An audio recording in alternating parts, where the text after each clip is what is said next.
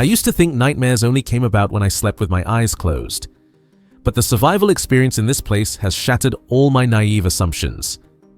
Here, the nightmare does not take on a vague shape. In the head, it is anthropomorphic, has a clear shape, and is clearly present on each sidewalk. During the day, this neighborhood looks like a wandering zombie. Not completely dead, but not completely alive either. Sagging house, clapboarded windows, children play between trash and dangerous medical items. At night, it comes to life with banging on the door, arguing, chasing in the dark alley, and the feeling that you are never truly alone. For a week, I watched people erode to the point where they no longer responded to violence, poverty, or the police appearing every night as a meaningless ritual. No one expects the future here. People just try to survive today and hope tomorrow doesn't get worse. So, what exactly is this place? A special black spot or a preview of a slipping England? What turns a neighborhood into a place where the goal of living well is reduced to a state of survival? Let me take you through each layer of that story. If you're curious to follow the story to the end, don't forget to subscribe to the channel and wear your seatbelt, because this journey, probably not for the faint of heart. I'm standing in a place where many people have given the nickname, the most dangerous city in England. Can you guess where this is? Right? Bradford. Sometimes I'm a bit shy about saying that name directly. Do you watch Harry Potter? Just like Voldemort cast a spell on his own name, whoever reads it clearly must pay the price. The only difference is that here, curse does not come from magic. It comes from a series of economic decisions, policies, markets spanning over decades. A city that once lived by faith in labor now exists as a body that can still move, but lacks vitality, as zombies in an urban sense. Okay, now let's go deeper into the city. I met a few locals and asked about them. They told me that to understand Bradford, sometimes without looking up at the sky or looking up at the buildings, just look down at the sidewalk. And it's true, the urban quality here is evident on every pavement tile. In areas like Manningham or Homewood, household trash and furniture are thrown away sofa old, mattresses torn, broken cabinets are in a pile like a post-apocalyptic version of urban furniture. If you are afraid of mice and insects, this place will be a nightmare. They appear so regularly that it feels like they have become the main residents of the city. The northern rows of red brick buildings, which once evoked a sense of certainty and discipline, now have a very specific look of despair. Closed windows, boarded up facades, or rusty iron. It's like the city is packing itself to wait for the processing day. It's just that that day rarely comes, or perhaps never comes. In the middle of the center, the strongest living store ecosystem is usually the ones that cater to a kind of emergency. Pawn, bet, buy and sell the places people go to when they have run out of beautiful options. Ironically, Bradford once had the choice of having a future.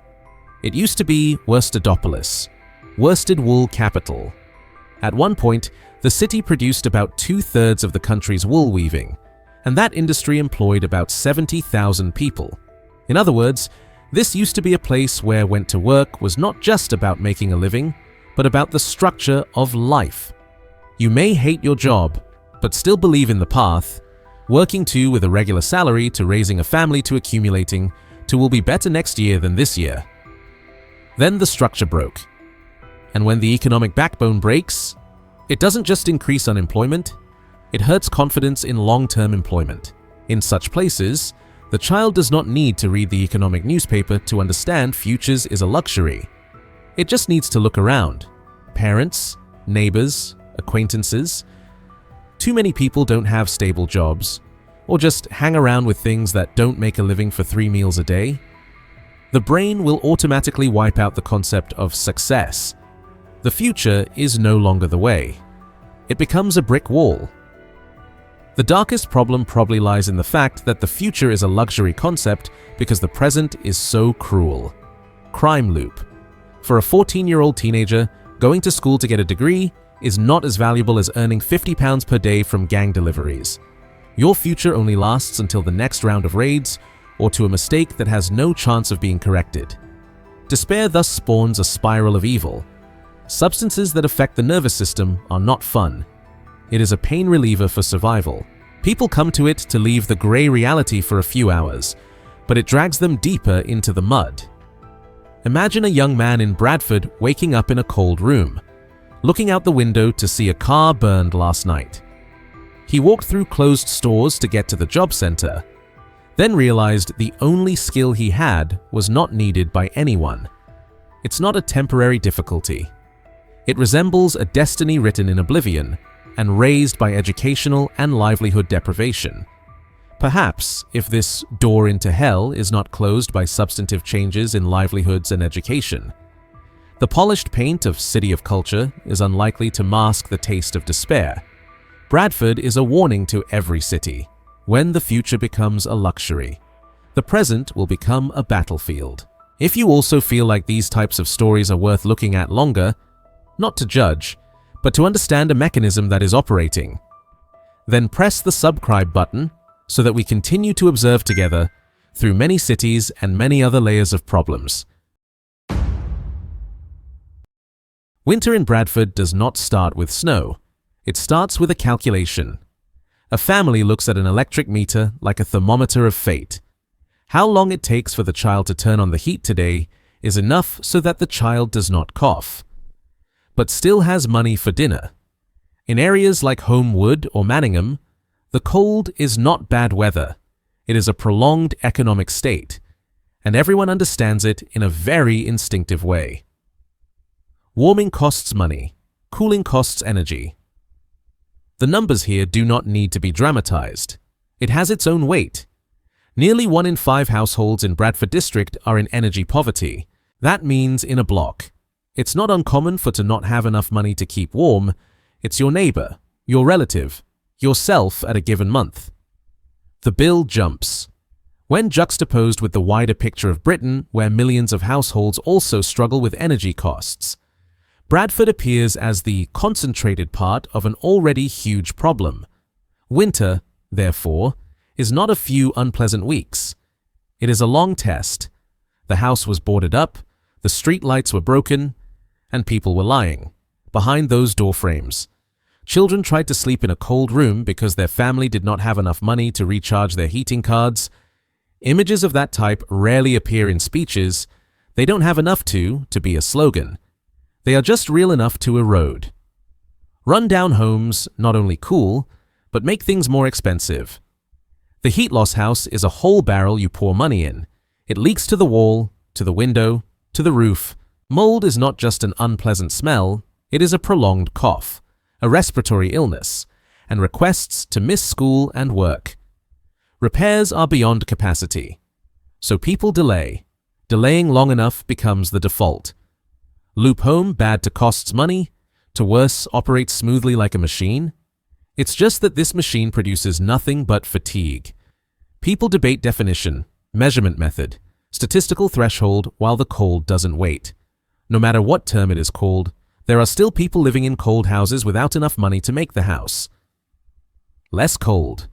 Arithmetic controversy can be long, body does not.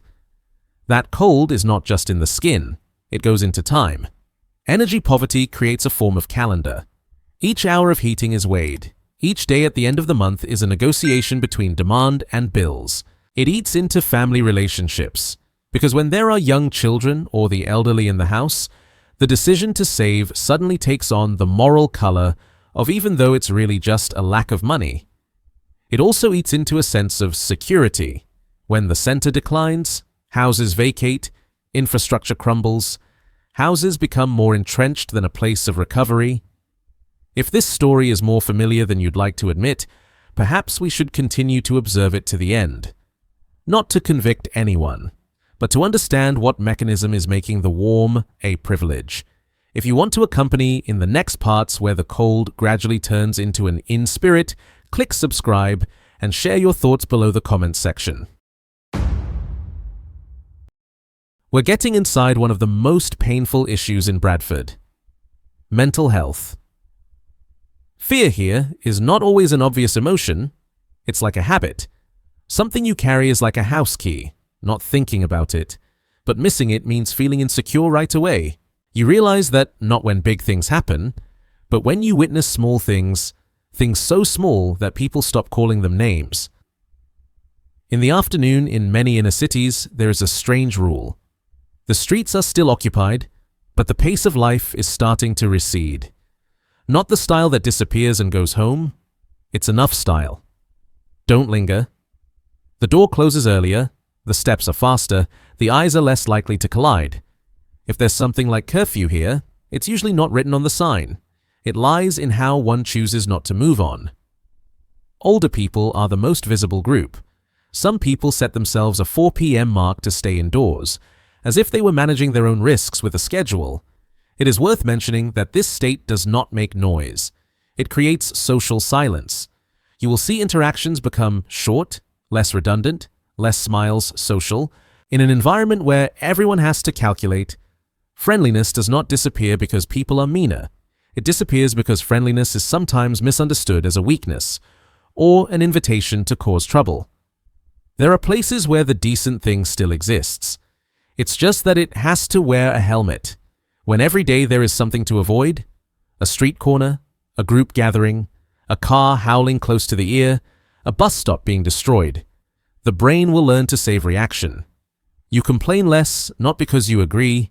You complain less because complaining doesn't change anything but makes you even more tired. So the crisis is normalized by the need to continue living. Vandalism and protest appear as a natural in the landscape. Trash cans flipped, bus stops smashed, walls smeared. Not always for money. Many times it resembles a way to make a mark on a city where one feels one has no part left. When a place loses stable jobs, community services thin, centers are empty, then is seen becomes a need. And if there is no decent road, people will choose the noisy road. There is a paradox that makes people uncomfortable. The more neglected places are, the more likely they are to be remembered. When a story is needed to make others shudder. And so, the appearance of a camera is not just a note, it can be felt as a scrutiny. Many people in labeled areas are used to being viewed with prejudice before being explained. When you live in a sticker for too long, you react to looks, not just words. Here, paralysis has another shape. Temporary shelters spring up in alcoves, park corners, which should just be passing places. It's not just a story of lack of homes. It is a sign of a torn support system. The person needs a stable and monitored place to drift into public space, causing the street to carry things it cannot carry. Insecurity, then, is no longer a personal feeling. It becomes the underground design of the metropolis. What happens when an entire neighborhood lives by the principle don't pay too much attention to? Who has to pay the price for a life of contraction, not because of choice, but because of self-defense? Are we accepting something as normal just because it happens where it is not on our route? Schools in the hard-to-live areas of Bradford are not like a place to learn in a simple sense. It's like a last line of defense that no one officially declares, but everyone understands implicitly. You look at the school gate in the morning, and you will see a very normal scene. Children entering, parents turning their backs, cars passing by. But if you stand a little longer, you realize the abnormality lies in the breathing rate. There were children entering the classroom who looked like they had spent a long day before class started. Here, the teacher is rarely just a literacy teacher. They are forced to do extra work that is not part of the job description. Keep the beat of a class as tight as the strings. Be a listener when students carry worries that children should not know.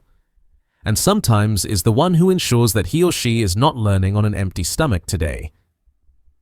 The difficulty is not because teachers lack capacity, but because they are being assigned a problem with too many variables outside the school gate. Deteriorating housing, unstable meals, insecure surroundings, and the family may be long exhausted. In such an environment, achievement is usually no longer the first thing measured. The first thing measured is tolerance, possibility of arriving at class on time, the ability to sit still without restlessness. The ability to believe that today will pass without anything makes you react. You will see a kind of contradiction.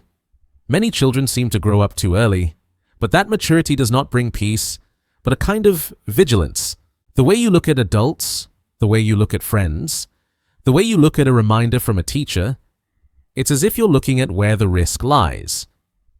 Peer pressure here is also deviating from what people often think. Where social opportunities are thin, looks nice is sometimes not an advantage. There are classes where what is secretly rewarded is not high grades, but a tough look enough not to be passive. And when a child learns that being aggressive keeps him safe, he brings that lesson into class like wearing a jacket, not to cause trouble, just to avoid being targeted. Without studying, you should therefore not be read as a moral story. In many cases, it is a sign of a string of accumulated fatigue, a restless night of sleep due to noise or insecurity, a morning lacking a decent meal, a journey to school going through street corners that causes children to have to adjust themselves to alert level. When those things repeat, class presence becomes an effort, not the default. And the more absent, the harder it is to turn back. Because the knowledge gap brings shame. Shame brings avoidance. And so the loop opens. There is a cold injustice here. Schools are expected to be where creates opportunities, but things that destroy opportunities lie elsewhere. A school can raise teaching standards, but cannot insulate the entire building itself. It can be a psychological support program, but it cannot replace an overloaded mental health care system. It can discipline behavior, but cannot correct an environment where defensive behavior is a survival strategy. And when society places all its hopes in schools, it unintentionally makes schools the place of responsibility in place of wider governance gaps. If you're following this series of observations here, you've probably seen one thing. The story doesn't lie in an individual, but in the way the pieces link and lock together. If you want to keep this conversation going further, in a slow and noiseless fashion, channel tracking can be a natural choice. Not to cheer up a narrator, but so that these types of lives don't slip out of sight just because they're not nice. When children bring ghosts into class, they bring not only their family's business, but the business of an entire operating city lacking a buffer. The future does not disappear because of the lack of slogans. It disappears when basic needs are turned into luck, and when we get used to seeing it as normal. The remaining question lies in, if a society has let schools become the last line of defense, then when did the previous lines of defense retreat, and who has silently accepted that as part of life? Daily. In conclusion, the most haunting thing is not some ugly scenes on the road or some sad stories in the classroom. It is the feeling that everything is being run in a way that makes people live lower in expectations, lower in dignity, lower in sleep, lower in belief that tomorrow could be different. When a neighborhood gets used to shrinking its life to protect itself, then the future doesn't disappear because of a shock. It disappeared because so many days were the same. What happens when a community has to use avoidance as a daily living strategy, and who pays for that contraction in the long term? When basic needs like meals, warmth, safety, and quiet become addressable. What are we accepting as normal that shouldn't be? If you want to keep this observation going further slowly, with evidence, and without splashing sown like or share, can help the story reach a few more people who are also wondering the same questions. If you find this type of storytelling appropriate, following/registering can be simply a way for us to continue the conversation in the following sections. The video is a social recognition and analysis based on field observations, public material, and storytelling experiences. All descriptions are intended to reflect the urban context and operating mechanisms, not to attribute or label morality to any individual or community. Some details may have been omitted/anonymized to protect privacy. If there are errors in the data, I am ready to make them publicly correct in the next update.